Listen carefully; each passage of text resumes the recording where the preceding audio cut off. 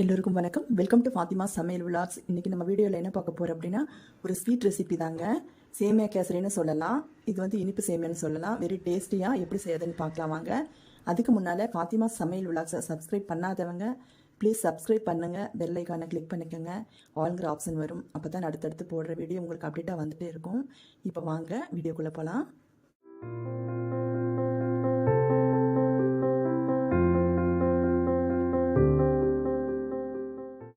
இப்போ இந்த sweet recipe செய்யறதுக்கு தேவையான பொருள் என்னென்னு பார்க்கலாங்க. நான் ஒரு பேக்கெட் சேமியா எடுத்து வச்சுருக்கேங்க. இது வந்து 450 கிராம், 450 கிராம் இது. அப்புறம் வந்து 1/4 கிலோ சர்க்கரை, சரிங்களா? இது வந்து தேவையான அளவு நீங்கள் போட்டுக்கலாம். அப்புறம் வந்து நட்ஸு பார்த்திங்கன்னா முந்திரி, திராட்சை, டூட்டி ஃப்ரூட்டி இதெல்லாம் வந்து உங்களுக்கு தேவையான அளவு போட்டுக்கலாம். திராட்சை முந்திரி போட்டாலும் போதும். டூட்டி ஃப்ரூட்டி இருந்துச்சு, எங்கிட்ட இருந்ததுனால நான் போட்டிருக்கேன். நீங்கள் இது இல்லைனாலும் உங்களுக்கு ஒன்றும் பிரச்சனை இல்லைங்க. அப்புறம் பார்த்தீங்கன்னா நெய் வந்து ஒரு 1/2 கப் எடுத்து வச்சுருக்கீங்க. இது வந்து 50 கிராம் இருக்குது. அப்புறம் இன்னொரு விஷயம் என்னென்னு கேட்டிங்கன்னா, நம்ம வந்து இந்த சேமியா இருக்குது இல்லைங்களா, இது வறுத்த சேமியா வறுக்காத சேமியானெல்லாம் பிரச்சனை இல்லைங்க. ஆனால் வறுத்த சேமியாவாக இருந்தாலும் வறுக்காத சேமியாவாக இருந்தாலும் நம்ம வந்து இப்போ நான் வறுத்து தான் நான் செய்ய போகிறேன். அப்போ தான் இந்த ஸ்வீட் ரெசிபி வந்து உதிரியாக நல்லா சூப்பராக இருக்குங்க. நான் எப்படின்னு காமிக்கிறேன் உங்களுக்கு. இதை ஆல்ரெடி வறுத்துருக்காங்க. ரோஸ்டட் மிஸ்லி தான் பாம்பினோடது. நீங்கள் எதுனாலும் எடுத்துக்கலாம், ஒன்றும் பிரச்சனை இல்லை. ஆனால் நம்ம வந்து கொஞ்சம் வறுக்கணும், அதுதான் இப்போ வேலை. வாங்க அது எப்படி செய்யறதுன்னு பார்க்கலாம். இப்போ இந்த சேமியாவை வந்து நம்ம வந்து உடச்சி வச்சாச்சுங்க. இப்போ வந்து இதை நம்ம வந்து வறுக்க போகிறோம். அது எப்படி வறுக்கிறதுன்னு காமிக்கிறவாங்க. பாருங்க, கேஸ் ஆன் பண்ணி ஒரு கடாய் வச்சுட்டேங்க. வச்சுட்டு சேமியாவை அதில் போட்டாச்சு. போட்டுட்டு இது வறுக்கிறதுக்கு வந்து நம்ம ஒரு 2 டீஸ்பூன் வந்து நெய் விட்டுக்கிறேங்க. ஏன்னா அப்போ தான் வந்து இது கோல்டன் ப்ரௌன் பொன்னிறமாக வந்து வறுப்படும்.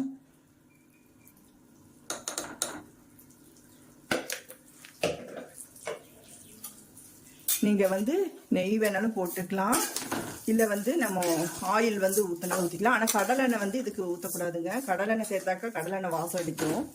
அதனால வாசனை இல்லாத எண்ணெய் வந்து நீங்கள் வந்து ஊற்றி செஞ்சுக்கலாம். இது பார்த்தீங்கன்னா கை விடாமல் கிளறணுங்க. ஒரு கையில் பிடிச்சிட்டு கை விடாமல் கோல்டன் ப்ரௌனை நம்ம வந்து வறுக்கணும். மீடியம் ஃப்ளேமில் வச்சுட்டு வறுக்கணுங்க. இந்த சேமியாவுடைய டேஸ்ட்டை எடுத்து கொடுக்கறதே அதுதாங்க. நீங்கள் நினைக்கலாம் அப்படியே போடலாமே, எதுக்கு இத்தனை வேலை அப்படின்னு. அப்படியே போடலாங்க. ஆனால் கொஞ்சம் வந்து பார்த்திங்கன்னா ஒரு உதிரியாக இருக்குது, கலர்ஃபுல்லாக இருக்காது. நான் பார்த்திங்கன்னா எந்த ஃபுட் கலர்லாம் எதுவுமே சேர்த்த போகிறதில்ல. இதை வறுக்கிற பாருங்கள். வறுத்துட்டு உங்களுக்கு நான் காமிக்கிறேன். இப்படி பாருங்கள், ஒரு வழியாக வறுத்து எடுத்தாச்சுங்க. இப்படி இந்த கோல்டன் ப்ரௌனாக வரணும். இது ஒன்று தாங்க வந்து வேலை மெனக்கிடணும். ஆனால் இப்படி நீங்கள் வறுத்து செஞ்சிங்கன்னா செம்ம டேஸ்ட்டாக இருக்கும். கோல்டன் ப்ரௌனு ஒன்று சொன்ன மாதிரி ஆயிடுச்சு பார்த்தீங்களா, இப்படி இருக்குன்னு. அடுத்தது நம்ம ஸ்வீட் செய்ய ஆரம்பிக்கலாம். கேஸ் ஆன் பண்ணி அதே கடாயை வச்சாச்சுங்க. நம்ம சேமியா வறுத்ததை இது வந்து நெய் வந்து நான் உருக்கி வச்சுருக்கேங்க. இது ஒரு 1/2 கப் ஊற்றிக்கலாம். இப்போ நம்ம வறுக்கிறதுக்கு ஒரு 2 டீஸ்பூன் போட்டிருக்கோம். இதில் வந்து ஒரு 1/2 கப் நெய், ஆக மொத்தம் 100 mlங்க இதுக்கு. நீங்கள் நெய் பாதி ஆயில் பாதி கூட ஊற்றிக்கலாங்க, தப்பு இல்லை. இல்லை வெறும் நெய் வேண்டாம் அப்படின்னாலும் வெறும் ஆயிலில் கூட செய்யலாம். இன்னும் கொஞ்சம் நெய் மணமாக இருக்கும், அவ்வளோதான். வேறு டிஃப்ரெண்ட் எதுவும் இருக்காதுங்க. நெய் காஞ்சிருச்சு.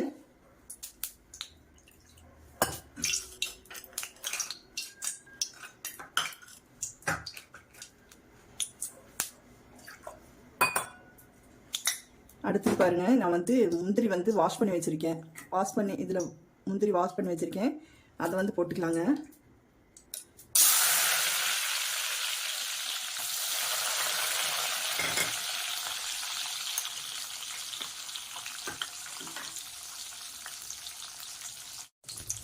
முந்திரி வறுத்துச்சுங்க. அடுத்தது வந்து திராட்சை போட்டுக்கலாம். இது வறுத்துக்கலாம். அடுத்தது பார்த்தீங்கன்னா டூட்டி ஃப்ரூட்டிங்க. இதையும் நான் வாஷ் பண்ணி தான் போடுவேன்.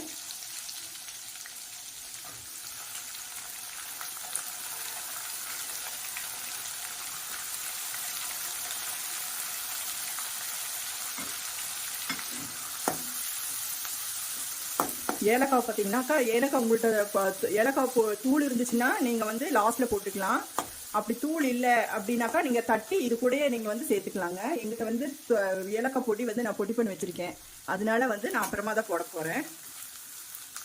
ஏன்னா ஏலக்காய் பொடி இதில் போட்டாக்கா அது ஒரு கருஞ்ச மாதிரி ஆகிடும். அதனால இப்போ போட மாட்டேன் நான். இது வந்து பார்த்தீங்கன்னா சேமியா வறுக்கிறது தாங்க டைம் ஆகும். வறுத்துட்டாக்கா ஒரு ஒன்லி 10 மினிட்ஸில் வந்து சூப்பராக செஞ்சு எடுத்துடலாங்க. ஆக்சுவலாக இன்றைக்கி நாங்கள் ஃபாஸ்டிங்கில் இருக்கோம், அதனால வந்து ஸ்வீட்டாக நான் பார்க்க முடியாது. இந்த எங்களுக்கு வந்து இஃப்தார் டைம், அதனால இந்த இஃப்தாருக்கு வந்து நாங்கள் இந்த ரெசிபி நாங்கள் செய்கிறோம். வேறு கூல்ட்ரிங்க்ஸ் அது இது மாதிரி டெய்லி ஏதாவது ஒரு ரெசிபி பண்ணுவோம். அதில் இன்றைக்கி வந்து ஸ்வீட் ரெசிபி உங்களுக்காக செஞ்சு காமிக்கிறேன். பாருங்கள், கருகக்கூடாதுங்க இதெல்லாம். நம்ம வந்து இப்போ இந்த ஸ்டேஜில் என்ன பண்ணுறோம் அப்படின்னா, பாருங்கள், தண்ணி ஊற்றிக்கலாம். இது வந்து 1/2 லிட்டருங்க. இது இன்னும் வந்து ஒரு 3/4 லிட்டர் அளவுக்கு தண்ணி ஊற்றிக்கலாங்க.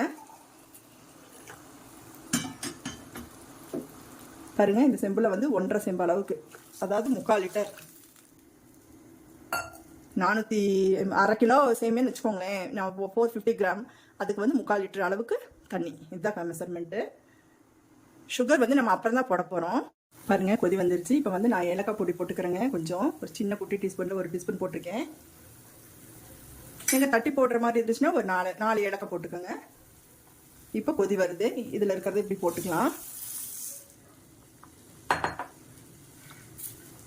இதை போட்டுட்டுங்க ஹை ஃப்ளேமில் வந்து வைக்கக்கூடாதுங்க, கொஞ்சம் மீடியம் ஃப்ளேமில் தான் வைக்கணும்.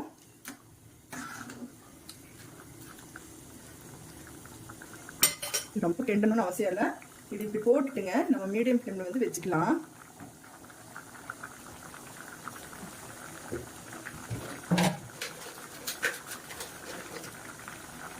இந்த ஸ்வீட்டை தூக்கி கொடுக்கறதுக்காக கொஞ்சம் வந்து சால்ட் போட்டுக்கிறேங்க.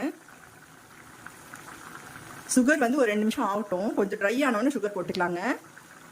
ஓப்பன் பண்ணி பார்க்கலாங்க எப்படி இருக்குன்னு. வா பாருங்கள், உதிரியாக இருக்குது, ட்ரை ஆகிடுச்சு. இப்போ இந்த ஸ்டேஜில் நம்ம வந்து சுகர் ஆட் பண்ணிக்கலாம். ஃபஸ்ட்டே ஏன் நம்ம சுகர் போடக்கூடாது அப்படின்னாக்கா, உங்களுக்கு வந்து சேமியா வந்து வேகாதுங்க, வெறப்பா அப்படியே இருக்கும் உங்களுக்கு. அதனால தான் நம்ம வந்து ஃபஸ்ட்டில் வந்து சுகர் போடுறதில்ல. இது இப்படி போடும்போது நல்லா ஜூஸியாக நல்லா இருக்கும் சாப்பிட்றதுக்கு.